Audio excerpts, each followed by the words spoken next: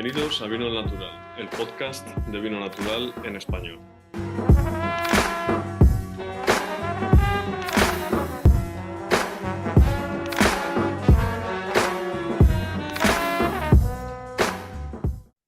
Tenemos con nosotros a Pepe Moquillaza, de Perú. Una gran alegría tener a alguien del otro lado del Atlántico, como siempre. Una tierra además que yo conocí y pisé. Una pena no haber conocido tu proyecto. La verdad que estuvimos haciendo algunas catas por allí, muy decepcionados con los vinos convencionales que se hacen por allá, que parecían todos vinos franceses estándar, con sus levaduras, su barrica francesa, etcétera. Pero bueno, eso igual nos contextualizarás un poco más tú. Realmente la viticultura en Perú es un gran desconocido a nivel mundial, así que tenéis una gran oportunidad ahí de posicionaros de forma diferencial. Y bueno, como sé que llevas distintos proyectos, me gustaría que nos contases un poco, bueno, primero dónde estás y por qué hay vino donde estás, ¿no? De tradición, Ya, bueno, un poco la tradición colonial y cómo la imposición sí, francesa sí, también sí. llegó allá, ¿no? Y cómo se le puede dar la vuelta a esto. Y bueno, agradecer a Mario de Binófilos también que me pasó tu contacto. Es Que que es- lo hemos recibido con mucho cariño aquí. Pues Sí. nada, Pepe, cuéntanos un poco dónde estáis y por qué hacéis lo que hacéis, dónde lo hacéis. Bueno, yo ya soy Pepe Moquillaza, yo trabajo en el Perú. Mi trabajo es decir qué lindo es el Perú en formato líquido, ¿no? Y para ello trabajamos en varios proyectos, intentando reflejar los paisajes. Tenemos vinos frente al mar, a 4 kilómetros del mar, unos vinos marinos. Tenemos vinos del desierto, vinos de arena, a 45 kilómetros del mar, en arena pura y dura, y son vinos salinos. Y también tenemos vinos de montaña, a 1000 kilómetros de Lima, 1800 metros de altura, al sur, a 180 kilómetros del mar, y ahí hacemos vinos de piedra, vinos volcánicos. Siempre usando las mismas uvas criollas pisqueras que llegaron en la conquista y sus descendientes, ¿no? No trabajamos con uvas internacionales, porque creemos que el gran legado histórico del Perú y el gran aporte que tiene que hacer al mundo no es solo su gastronomía vibrante, con un gran anclaje pre, precolombino incluso, ya prehispánico, sino también con estos vinos y piscos que son herencia colonial.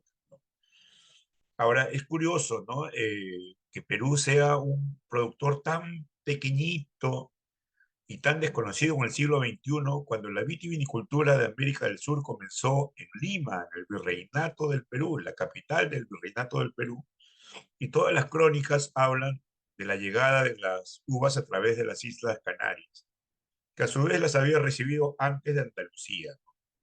Entonces, lo curioso de todo esto es que pasaron 480 años después que llegaron los listanes pretos, blancos, las albillas, los toronteles, los moscateles, para que llegue un canario, Binófilos Mario Reyes, ya no con uvas, sino con vinos. Y lo hemos recibido esta semana en el Valle de Ica, en la bodega, y la verdad que hemos sido muy felices, porque ha sido ya no el encuentro de dos mundos, sino el reencuentro de dos mundos. Y comprobar cuánto nos parecemos, porque son las mismas uvas, solo pasaron casi 5 siglos. Y bueno, nosotros hacemos con fidelidad, estamos tratando de plasmar los vinos del pasado en el presente.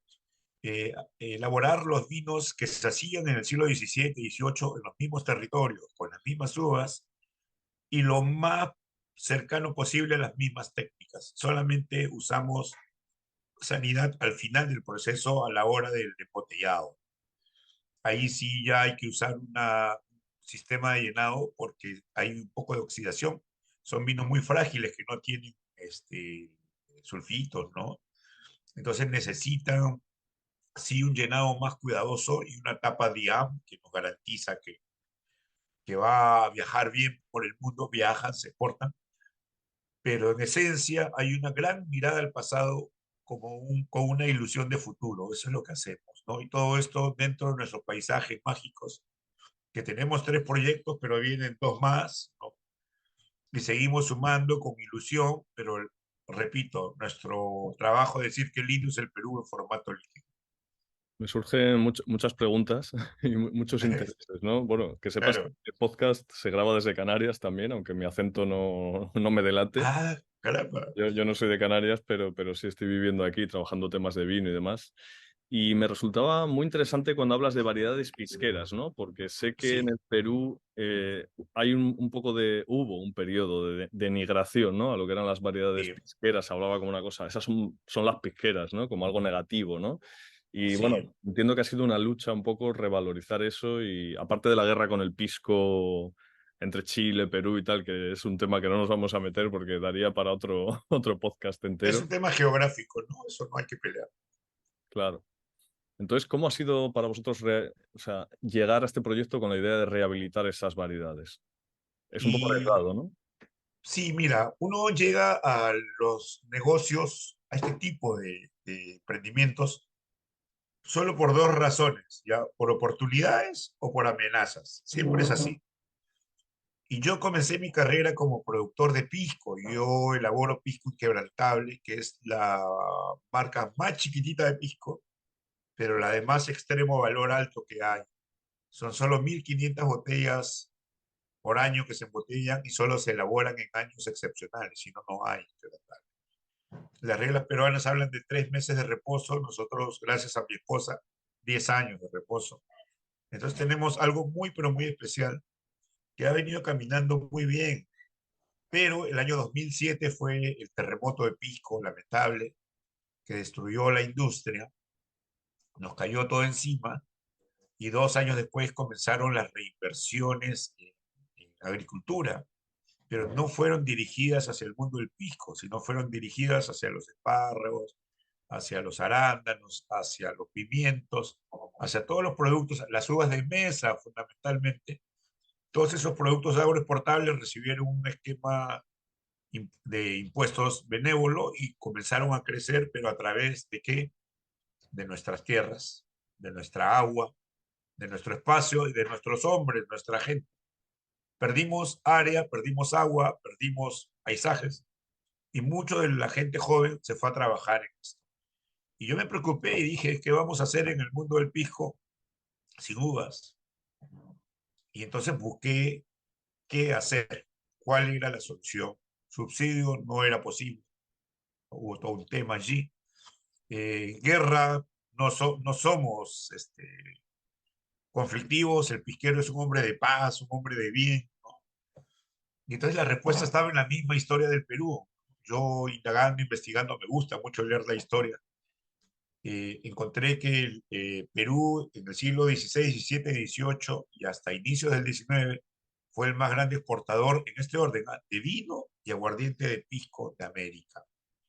Perú, el 90% de la producción de vino y aguardiente iba a México, a Guatemala y a través de Panamá hasta que fue la prohibición a España. Eh, llegó a representar la actividad económica principal del virreinato fue la minería y la segunda la agricultura.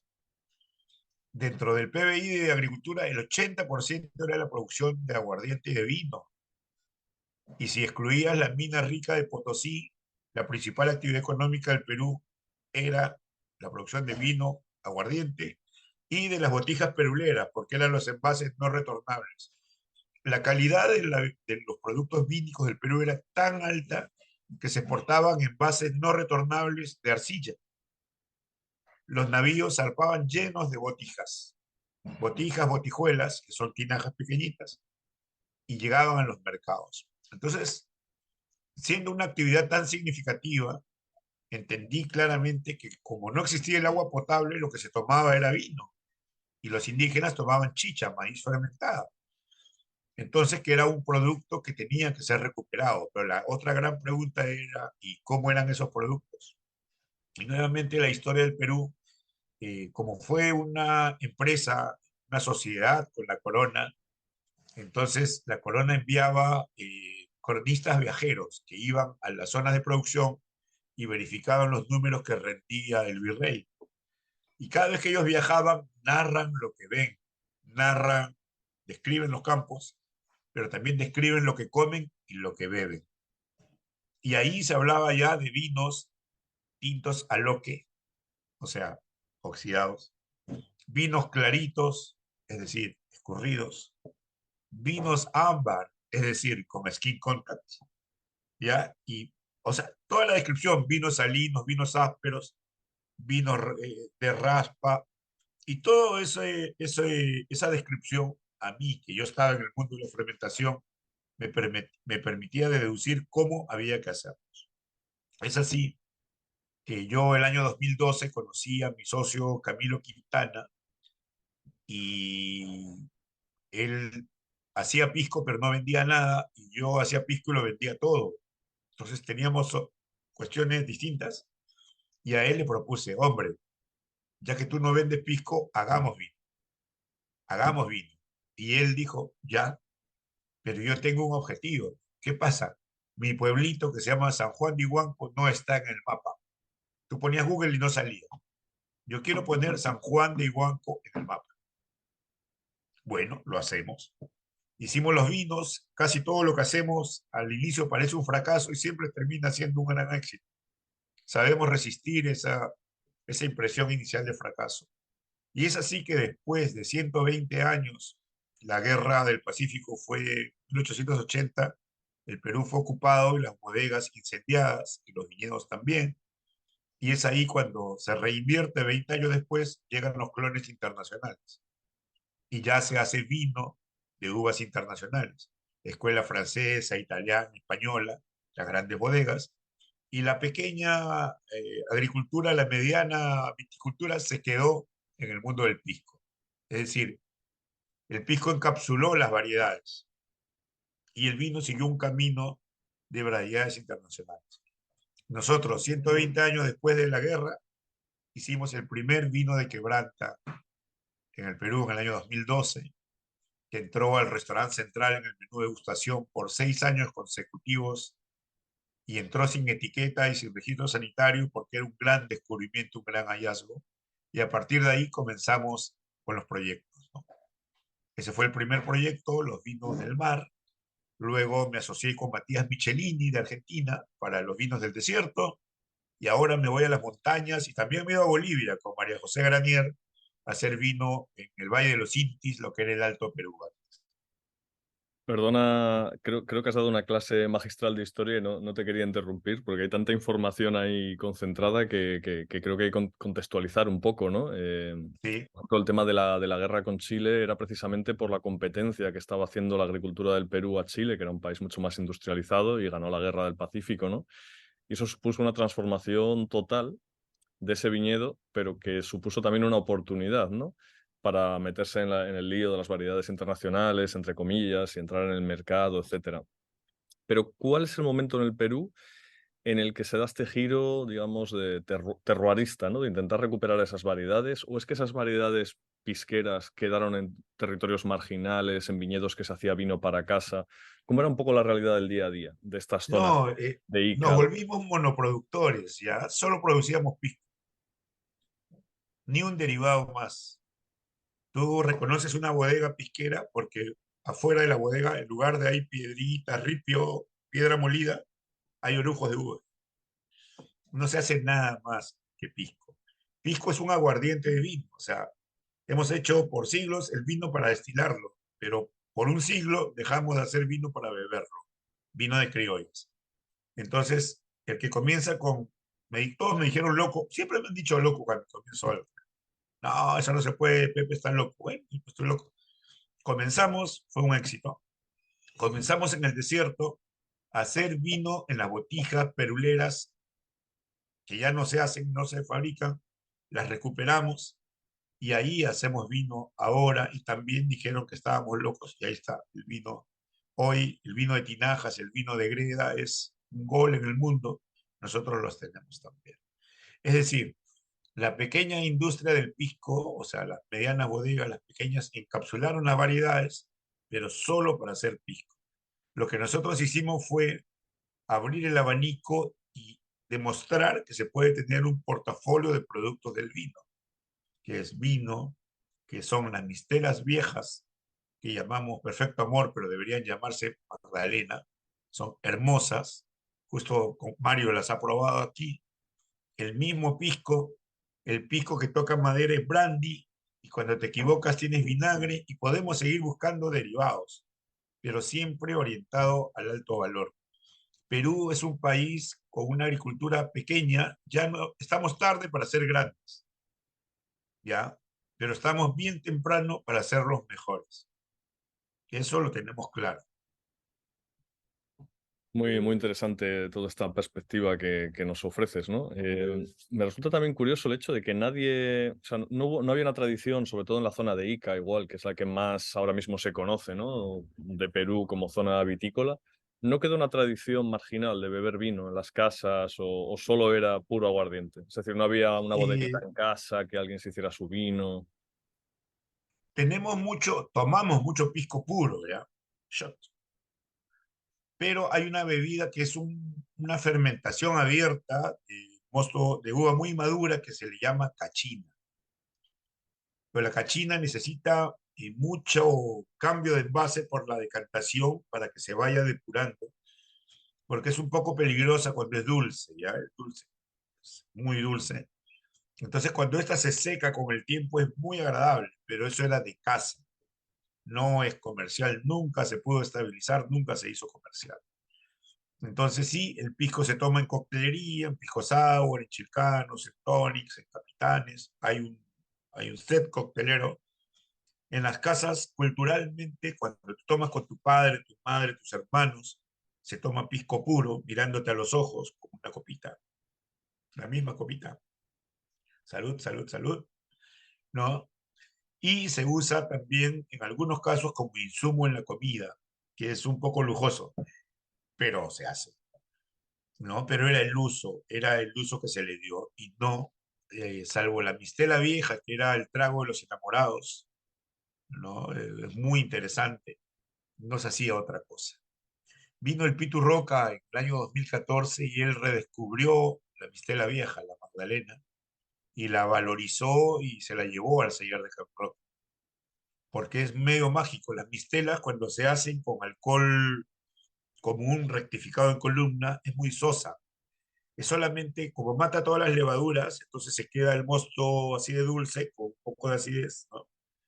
Pero el alcohol rectificado no tiene vida, o sea, lo mantiene en los años igual. Cuando tú lo fortificas con pisco de muy alta graduación, cual es extraído cabeza y cola, el pisco está vivo y comienza a trabajar y durante los años va secando el azúcar y haciendo que emerja la acidez.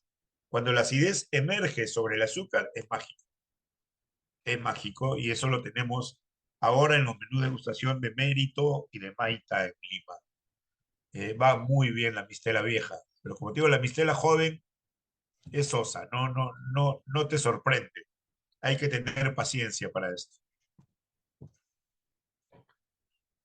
Me interesaba también comentar el tema de los contenedores, ¿no? Que desconocía Sí. totalmente su existencia. Esto se fabricaba en arcilla, que entiendo que son suelos volcánicos, ¿no? En esa zona, entre... Eh, no, la costa del Perú, a ver, hay dos zonas extensas, que es la zona costera que va desde Lima, por lo menos hasta Nazca, y son 700 kilómetros de costa, y la zona de montañas precordilleranas que van de Arequipa, Moquegua y Tacna, que son de altura. Esos son los suelos volcánicos. Entonces, las botijas peruleras se hacían en canteras de arcilla, cerca a la precordillera, lejos de la arena, y se horneaban allí. Y más bien las tinajas, que son fijas de 500, 1000, 2000 litros, sí se hacían con un poco más de contenido volcánico, ¿no? Arcilla con piedra volcánica. Y se siguen usando hasta ahora.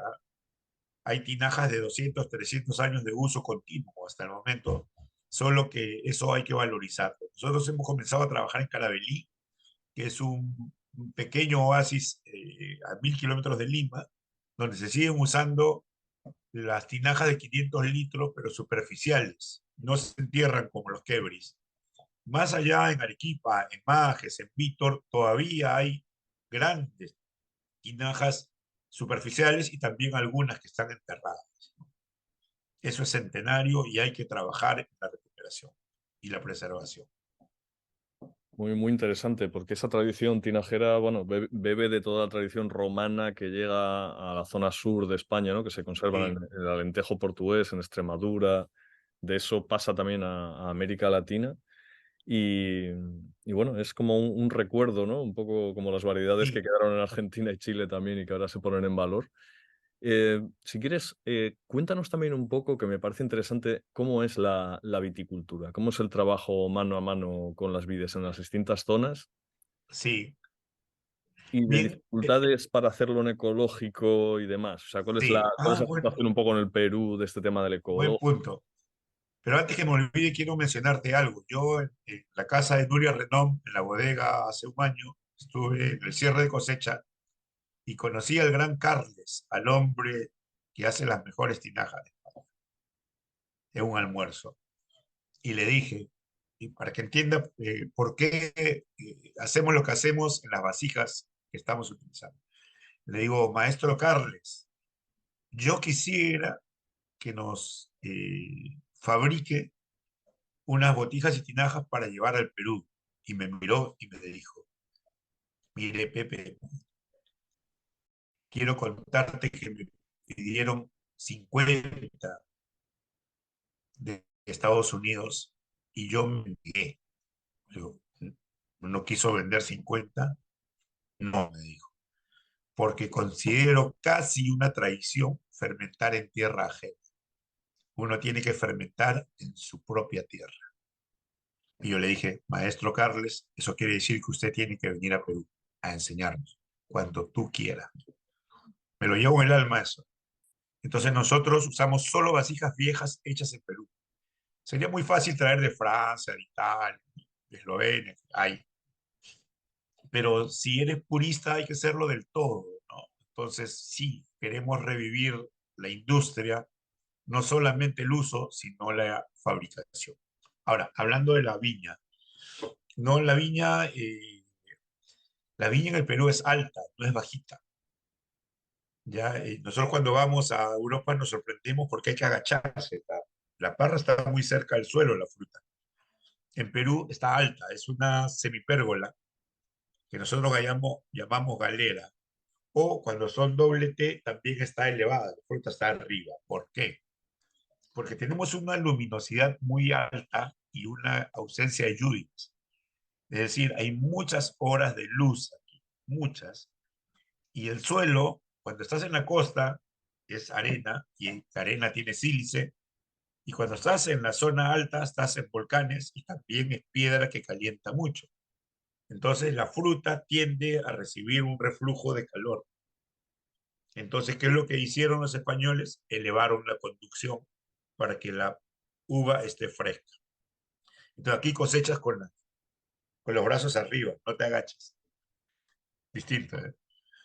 ¿Cómo hemos trabajado? Durante siglos se ha trabajado basal. Aquí no ha habido, que yo sepa, aún no ha habido una selección clonal en uvas criollas. No ha habido, todo es masal. Entonces, resulta que tenemos un banco genético por descubrirse y que ya se están trabajando. En Carabelí, mi socio Kate Díaz hizo un trabajo de investigación con Sebastián de Bernardi, auspiciado por sus autoridades, porque allá reina la negra criolla, el nombre de Alistán Prieto, y el moscatel negro, que es un hijo de Listán Prieto con moscatel de Alejandría. Son las uvas principales. Pero ellos observaron que tenían 6 uvas distintas presentes, así que hicieron un trabajo de censo georreferenciado, un inventario, sacaron las muestras y lo mandaron a los dos laboratorios de genética en Chile, NIA, y el INTA de Mendoza. Y los resultados fueron concluyentes. Dos variedades, dos hijas de Listán Prieto y de Moscatel de Alejandría, pero uvas nuevas, no inscritas en el Registro Internacional de Variedades. Se llaman Jaén, blanca, y Cantarilla, gris. Y las 4 otras uvas, una blanca, las otras 3 grises, con las bayas grandes, chicas, redondas, ovoides, grano abierto, grano, racimo cerrado. Bueno, las otras 4 genéticamente listán preto, con mutaciones. ¿Por qué? Por la intensidad de la interacción climática y la dureza del suelo. Se ha generado un terreno fértil para la mutación. Eso que te cuento en Caravelí, que es un pueblo chiquitito, pasa en toda la zona pisquera del Perú. Todos los individuos están ahí para ser reconocidos. Hay, sé de otro trabajo que ha reconocido, ha encontrado una Pedro Jiménez, pero idéntica a la de España, pero como un individuo poco poblado. Entonces hay aquí un gran trabajo por hacer y Perú es eso, ¿no? Un banco genético, un país lleno de tesoros vitícolas donde todo está por hacerse aún y lo único que hemos hecho nosotros es comenzarlo para que otros nos sigan. Para que Nada tomen el más. relevo. Me parece muy interesante. Y sobre el tema de las enfermedades y demás, ¿cómo sería un poco el trabajo en la viña? ¿Trabajáis con azufre o estáis intentando... Sí, bueno, sulfato de cobre, ¿no? Que es lo indicado. Mucha maniobra de prevención, mucho trabajo acá. No somos nadie biodinámico ni orgánico. ¿Por qué? Porque somos minifundistas rodeados de cultivos de exportación que son intensivos en uso de pesticidas. Entonces, ¿qué es lo que hacemos nosotros? Tenemos una franja limpia, sin cultivo, una zona de amortiguamiento, y dentro están las parras, a las cuales las manejamos con cariño y con mucha prevención y mucho sentido de la anticipación. Mira, los tiempos de cosecha se han venido recortando en el Perú. Antes cosechábamos, yo he llegado a cosechar hasta la primera semana de abril. Hoy día para pisco, que se cosecha muy maduro, no llegamos a la segunda semana de marzo. Y para vino, que cosechamos mucho antes, esto es importante, cosechamos mucho antes, cosechamos comenzando febrero. ¿Por qué? Porque tenemos dos negocios, el del pisco, que es el primigenio, el que encapsuló las uvas, y el del vino, que es, no hemos retornado. No es que sea nuevo, lo hemos retomado. Pero las uvas pisqueras tienen dos atributos para el pisco, que son dos problemas para el vino, que son estos. El primero es la excesiva carga sacárica, el exceso de azúcar. Para el pisco necesitamos mucho alcohol potencial, es decir, mucho azúcar. Entonces, pero para el vino no. Y el pisco, siendo un destilado, resiste las fermentaciones violentas y alta temperatura. A la hora de una destilación, como que eso se puede manejar de una manera y llegar con un destilado que a la vez va a reposar muchos años y va a liberar algunas cargas. En el vino esto no es posible. Entonces, ¿qué hacemos? Adelantamos la cosecha, bajamos el azúcar, así es aquí, azúcar. Al cosechar un mes antes, tenemos un mosto más balanceado, con un medio ácido importante. Le bajamos el pH natural. El segundo problema, que para el pisco es un atributo, para el vino es un problema, la excesiva carga terpénica, los aromas florales, frutales excesivos pero muy fáciles que tapan los toques de suelo que nosotros son importantes para reflejar un paisaje. Entonces, tiene tanta luz que hace demasiado aroma. ¿Y qué es lo que hacemos nosotros? La maceración, el skin contact. Comenzamos con 30 días, 60 días, en el mar 60 días está bien. En el desierto hemos llegado a 150, un año, y en tiempos de COVID hasta 3 años, 2 años y un año de skin contact con velo de flor. Vinos increíbles, ¿verdad? El COVID nos hizo descubrir que había otra línea de vinos, pero con otra mirada, ¿no? Con una expresión rotunda que te ubica entre Jurá y Jerez. Una cosa increíble realmente, pero el trabajo oxidativo, anaeróbico, te permite hacer estas cosas.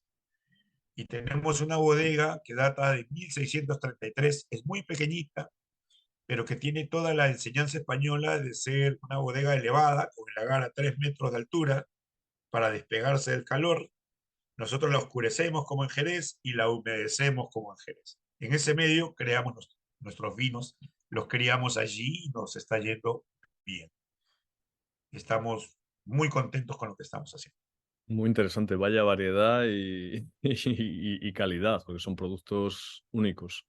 Y en lo que respecta a la bodega, este tema de no echarle sulfitos y demás, ¿cómo vino un poco? ¿Fue la cosa un poco por la movida del vino natural o fue un No, poco no, más por vuestra cuenta? Entiendo que fue un proceso de desarrollo propio, ¿no? De querer hacer un producto sí, distinguido y de que la enología Sí, igual mira, está tan nosotros, implantada en Perú. ¿Cómo es la relación un poco allí? Hay muchas críticas desde fuera, que el vino que hacéis es defectuoso. ¿Cómo es este entramado? la verdad es la siguiente, ¿ya? Nosotros elaboramos pisco y siempre lo hicimos de una manera natural como se hacía en la antigüedad, cuando no existía la química. Es decir, cuando comenzamos a hacer vino, nunca usamos sulfito. ¿Por qué? Porque no sabíamos usarlo. No sabíamos. El pequeño artesano no sabía de estas cosas. Entonces hacíamos las cosas como siempre. Cuando llega Matías Michelini en 2016 para comenzar el proyecto Mimo en el Desierto, él ya nos enseña más cosas, ¿no? Y nos enseña, además del protocolo de cosechar temprano, para poder ir trabajando incrementalmente las maceraciones, nos enseña a limpiar toda la bodega en soluciones, o sea, no para hacer vino, sino para limpiar la bodega y todos los utensilios, una solución de agua con metabisulfito. Limpieza extrema, pero así, quirúrgica. Por muy viejo que sea, por muy arcilla que sea, por muy madera que sea, siempre limpio. Nunca un papel en el suelo, nada. Eso, o sea, y entendimos también después de nuestra primera exportación que cuando los vinos viajan, se mueven. Y cuando son naturales sin sulfito, tienen todavía vida activa. Entonces que hay que atenuarla. Y entonces consultamos y nos dijeron los amigos de Rob que había un límite de 50 partes por millón y que la viña traía 15 por el sulfato de cobre, que podíamos añadir 15 para el viaje sin ningún problema. Entonces los vinos que se van de exportación reciben 15 partes por millón, pero un año después de que se hizo el vino. No para hacerlo, el vino ya está hecho. Y esa es la relación. No hay más relación con, no usamos antocianas, no corregimos acidez, no usamos nada más que eso. Uva, botella, tapa y con los que se van a exportar, una pequeña, pequeñísima dosis para que puedan aguantar los 40, 50 días de travesía, ¿no? Ya vendemos en Singapur, ya vendemos en Italia, en España, en Brasil, Dinamarca. ¿Y en Perú? Entonces, ¿Cómo es la en recepción en Perú, Perú de estos productos? Porque el consumidor peruano, bueno, yo sé que el consumo, yo viví en Lima una temporada y sé que el consumo allí es de grandes bodegas que tienen en Lima sus propias tiendas, ¿no? Bueno, ya sabes de qué bodega te estoy hablando. Tienen sus propias tiendas, distribuyen su propio vino y son y claro, vinos de imitación francesa, ¿no? Y el paladar del peruano cuando bebe vino, en esa exclusiva ocasión en la que bebe vino, está bebe hecho eso, para eso. claro.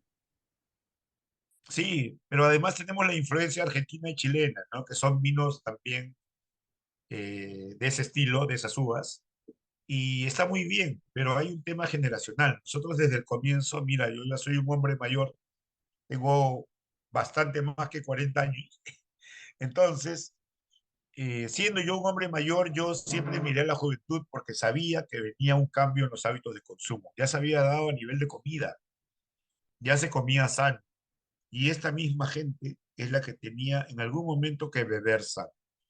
Cuando comenzamos a hacer el 2012 los vinos en Iguanco, los hicimos así porque así se hacía siempre, ¿no? Sin ninguna intervención. Y es en el camino donde me encuentro que había un raw wines, se comenzaba a gestar el slow wine, había ferias en fábricas abandonadas donde se encontraban los productores naturales con los consumidores, ¿no? Había un cambio en los estilos de vida, o sea, los jóvenes como tú, nacidos cerca del año 2000, iban aumentando su consumo y la gente de mi generación comenzaba a declinar en el consumo. Entonces tuvimos una mirada de futuro. O sea, aquí siempre nos dijeron, están locos, salvo en Central o en Maido o en la alta gastronomía que recibe mucho visitante extranjero. Cusco estuvo cerrado hasta antes de pandemia, pero hoy, post pandemia, el perfil del visitante del Cusco cambió. Es bastante más joven y busca experiencias, no busca consumo. Entonces ya nuestros vinos están en Cusco. Yo he pasado 8 días haciendo 18 catas, imagínate. Y los vinos causaron gran atención porque la mitad de los viajeros que van hoy a Cusco es vegano o vegetariano. Imagínate el cambio. Entonces nuestros vinos son, no usamos ventolita, no usamos clare huevo, no usamos nada. Son completamente aptos para ellos. no necesitamos ponerlo en la etiqueta. No, no nos gusta andar poniendo sellitos y cositas porque el vino es lo que es. Pero sí es un atributo que, bueno, el sommelier, además de explicar la descripción y cómo podría armonizar con algún alimento, es quien se tiene que encargar de explicar al consumidor, ¿no? Así que eso va en aumento en Perú, va aumentando, va aumentando. Costó bastante al inicio, sí, pero ahí vamos. Muy interesante. Bueno, y para ir cerrando un poco el tema, daría esta conversación para mucho más. Nos podríamos ir tranquilamente a las 2, 3 horas, porque bueno, a mí me encanta la historia, yo soy historiador, Ah, y daría para mucho debate. Pero ya para ir cerrando, ¿cuál es tu relación un poco con el vino? ¿Cómo bebes? ¿Cuándo bebes? Es una pregunta que suelo hacer a los entrevistados, a las víctimas. ¿Bebes todos los días? ¿Bebes mira, toda mi la vida? relación, tengo una relación muy linda con el vino, ¿ya? ¿Por qué? Porque tengo la casa llena de botellas. Viajo, recibo gente, compro, me regalan, me llegan. Tengo mucho vino aquí en la casa, pero lo tomo solo cuando la botella me lo pide. Cuando ella me llama, se abre. Yo le enseñaba a mis hijos que no deberíamos tratar siempre de no tomar solos, sino siempre acompañados. ¿Ya? Y eso es algo que tratamos de respetar siempre. ¿Qué es lo que hago con mis vinos cuando voy yo a los proyectos? Pues abrimos todo para ver cómo están los sellados. Los tanques no se tocan porque están sellados anaeróbicamente. ¿Ya? Y siempre terminamos comiendo porque cuando uno prueba, no toma. Cuando yo pruebo los vinos, no los tomo, los devuelvo. Pero cuando como, tengo que comer con vino. ¿Qué vinos me gustan? Mira, me gustan los vinos de oxidación. Me ubico entre Jurá y Jerez. Y ahora que estuve en la Innoble, donde fui feliz, porque encontramos que nuestros vinos se parecían mucho a los vinos de pasto que se están haciendo allá, eh, encontré vinos que me encantaban. O sea, realmente el palomino, acá le decimos al Villa, está blanco, tiene una capacidad de rasgar el suelo impresionante y una salinidad que es única. Y la verdad que fui feliz, he sido feliz en la charquía con los moscatel de Vicente Inat, ahí en unos viñedos verticales preciosos, ¿no? Y son ese tipo de entornos donde a uno le provoca beber acompañado. Las botellas son para compartir, siempre. De los tintos que me gusta, el Gamay, el Pinot Noir, y yo me propuse cuando entré a este mundo del pisco primero, luego del vino, que la quebranta, que es hija del Listán Prieto y del Negramol, nacida en Perú, es una uva mestiza, la uva quebranta, tiene que ser una uva de talla mundial, pero no puede ser un Pinot Noir porque no tiene el color.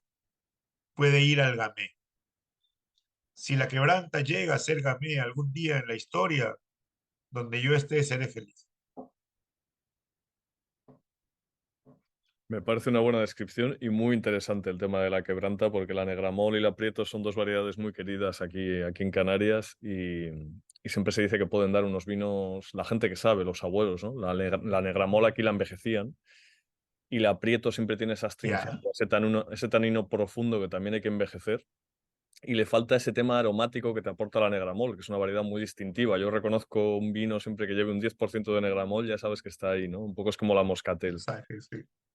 Y nada, Pepe, lo dicho, esperamos que si vienes por Canarias, ahora que has conocido allí a Mario y demás, nos demos un saludo y con muchísimas ganas de probar esos vinos. Ojalá pueda caer yo por Perú. Por supuesto. No, Mario regresa cargado, ¿eh? Así que ahí hablen con él. No se preocupe. Será un placer. Muchísimas gracias. Un gusto, un saludo y hasta pronto. Espero verlos pronto. Espero verlos pronto, realmente. Ya me toca ir.